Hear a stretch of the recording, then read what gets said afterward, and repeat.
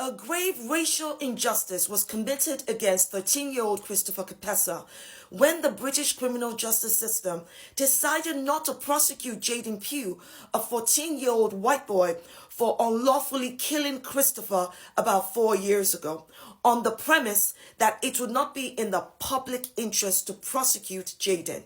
Let's get into it. This is 14-year-old Jaden. He's 19 now.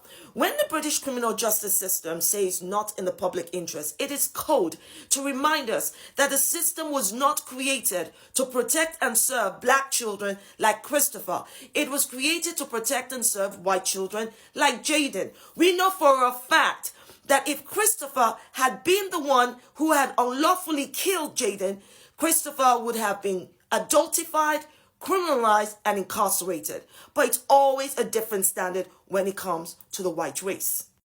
4 years after unlawfully killing Christopher, the coroner has found that Jaden deliberately pushed Christopher into the river. But note the word prank here. The Crown Prosecution Service, the CPS, claims that race played no part in its decision-making, and that even though it confirmed it had grounds to bring charges of manslaughter against Jaden, they just decided that it would not be in the public interest to do so. Where have we seen this before? Christopher's mother was right to accuse South Wales Police and the CPS of institutional racism, and that a different standard was being applied when it came to the death and getting justice for the death of her son. But the word prank is doing a lot of heavy lifting here. The coroner referred to it as a dangerous prank. The CPS, in all of its decision-making, based it on a foolish prank. Do you know what foolish prank connotes? It's basically saying, oh my God, children will be children. It's so awful that this poor child died, but let's think of the white child. Prank is the litmus test to absolve white children of criminal behavior against black and ethnic minority children. It's nothing new, especially against black kids.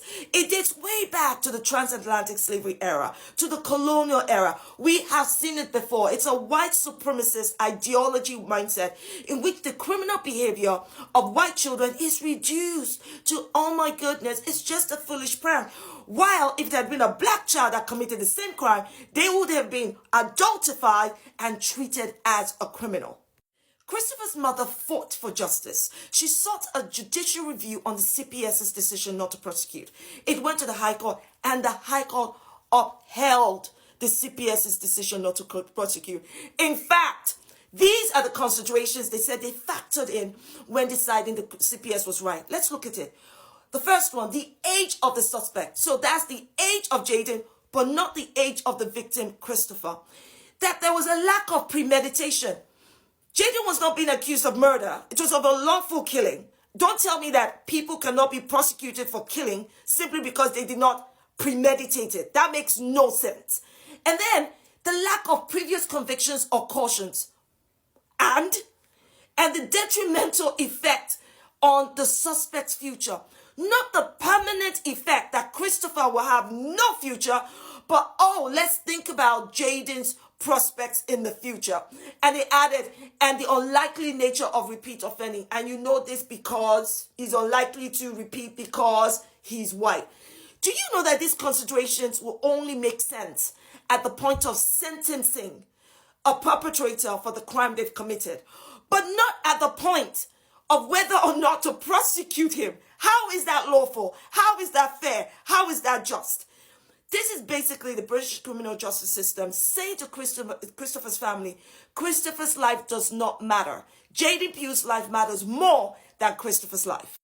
Christopher's mother has suffered. The British criminal justice system did not only fail Christopher, it failed his mother and his entire family. She has been put through a vicious cycle of going through his unlawful killing every single day because the British criminal justice system denies him justice. That is a grave racial injustice. Institutional racism cannot be untrained. It has to be eradicated.